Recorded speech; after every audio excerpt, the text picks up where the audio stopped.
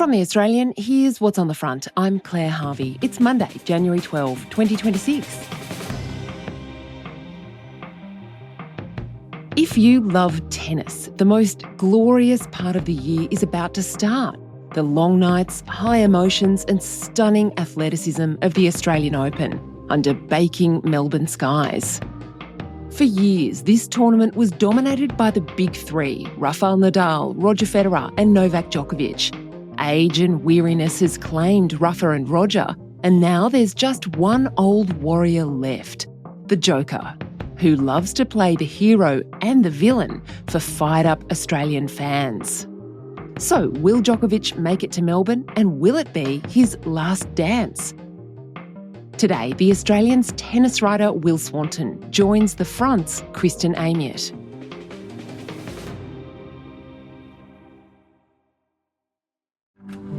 Well, as a youngster, Novak Djokovic was told by his father that he wanted him to be a soccer player or a skier. Maybe he's about to show Dad that he made the right choice. Rasping drive. A sixth Wimbledon title for the Serbian superstar. History made. Not only champion of Australia for a 10th time, but he is the best player on the planet again. He has done it. Major title number 20. One chase is over. He's caught Roger and Rafa.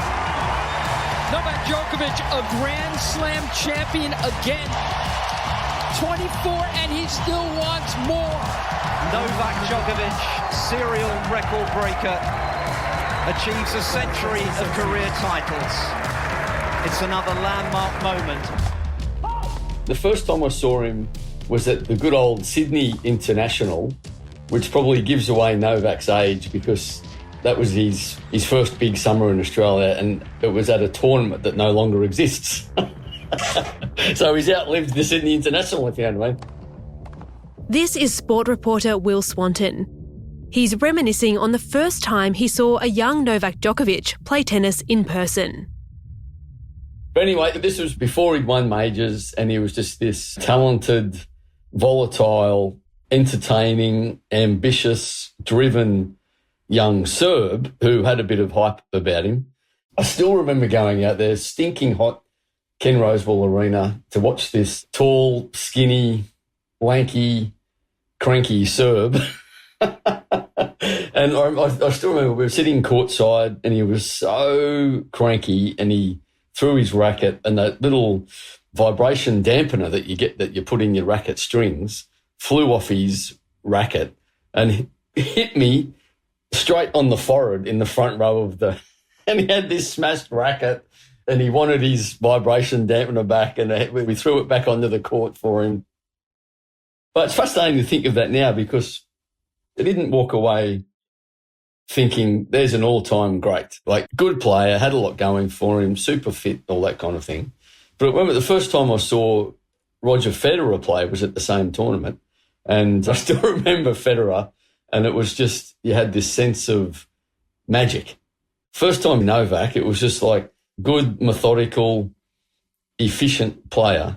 And you would never have thought, 20, 25 years later, that Novak's won more majors than anyone in history, more than Roger, more than Rafa. Novak Djokovic is, of course, one of the greats of the men's game, alongside Roger Federer, Rafael Nadal, and, if you're feeling generous, Andy Murray. Between them, they've won almost 70 Grand Slam titles in one of the single greatest eras in sporting history. And although he's pushing 40, Djokovic is the last one standing. He's also lifted 24 Grand Slam trophies, 10 of them at the Australian Open. I've seen him win all the majors, and I look back on it now, and I think you have a feeling of admiration and respect for the fight he's always put into it. We could talk for hours about that whole greatest debate, because what is the greatest? Is he the greatest because he's won the most, or is it also a big part of it the way an athlete makes you feel? So when he came along, there was 100% the sense of Roger and Rafa were going to be unbeatable for the next 10 to 15 years. And Novak, to his eternal credit, was the only one of the next group of players who basically thought, stuff that, I'm going to throw everything I've possibly got into beating them, because why can't someone beat them? And he's done it. He says himself he doesn't have their natural flair and that kind of thing. So the way he could beat them was to just be insanely super fit to start with. Best of 5, if it went for 3, 4, 5 hours, he wanted to last longer than them. And, you know, just a style of play that basically amounted to don't miss. And it's these super athleticism and everything else just allowed him to basically get to every ball and get it back. And what he did have was just a sky-high level of self-belief. And honestly, it's one of the most incredible things in sport that he had this, what seemed like an impossible dream. He was open about it.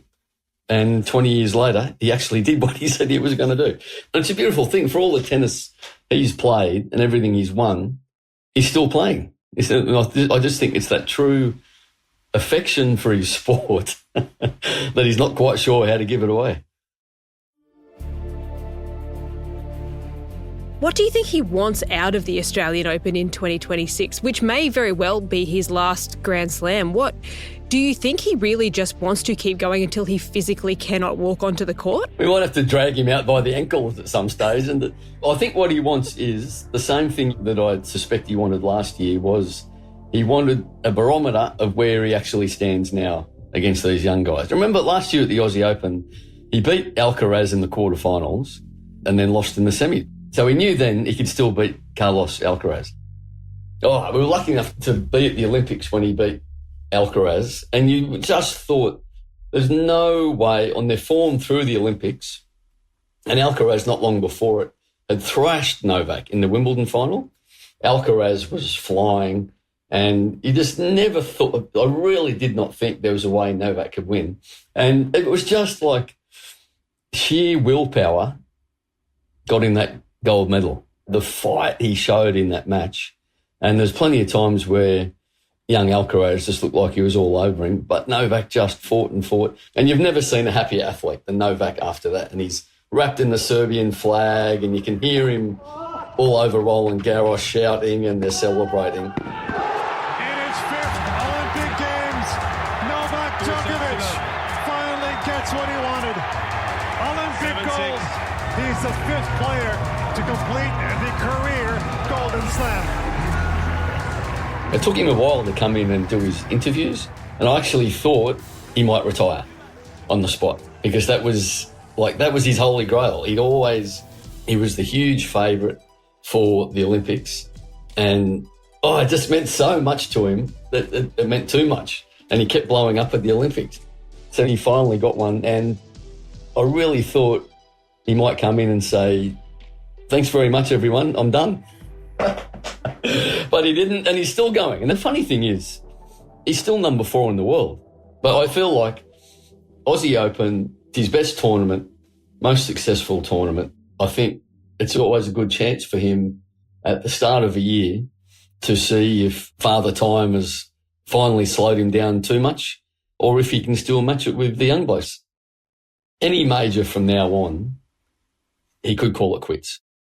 I think probably Wimbledon would be his grand finale. And I think he might even announce before Wimbledon that's where he's going to finish, because the Australian Open's been great for him, but Wimbledon is the one that means the most to him. And I hope he does let everyone know, because these great champions of sport, when you know you're watching them for the last time. So if everyone rocks up at Wimbledon next year knowing it's the last dance for the great Novak Djokovic, what a great tournament. That'd be fantastic.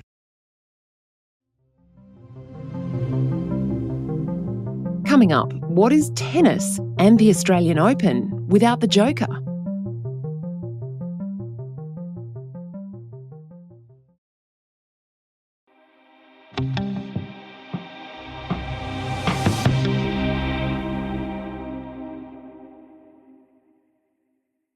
Do you think the game will change when Novak Djokovic does eventually retire, when the last of the old guard is gone? I think it's already changed. He's 38 years of age, Novak. He's the only guy in the top 20 who's over 30, and he's nearly 40. Like, it's an enormous kind of handicap for Novak. And the older he gets, the more I admire that he still doesn't want to give it away. And he's probably never going to win another major. But I do think, while Novak, Roger and Rafa and good old Andy Murray were the benchmark for all those years, but Alcaraz and Sinner, for sheer quality of tennis, Alcaraz and Sinner play at a higher level now than Novak and the big three plus Andy Murray ever did.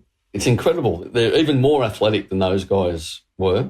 If some of those matches Alcaraz and Sinner have played, it's a form of tennis that you wouldn't think was possible, like 4 or 5 hours of non-stop, full-on power, endurance, great athleticism, entertainment, shot-making, all that kind of thing.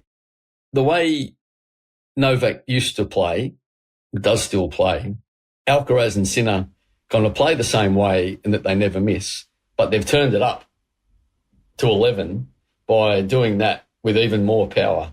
So now it's not just the age handicap that he's got. I just think this standard of Alcaraz and Sinner, which is such an amazing thing for tennis, because for years there was a bit of a thought of how is men's tennis going to stay so popular when Roger and Rafa and Novak go.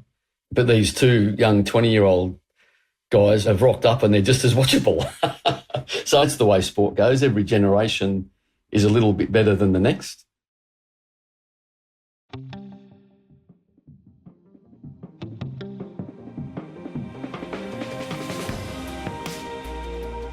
Will Swanton is a sport reporter with The Australian, and he was speaking to Kristen Amiot. You can follow all the action from the Australian Open live at theaustralian.com.au.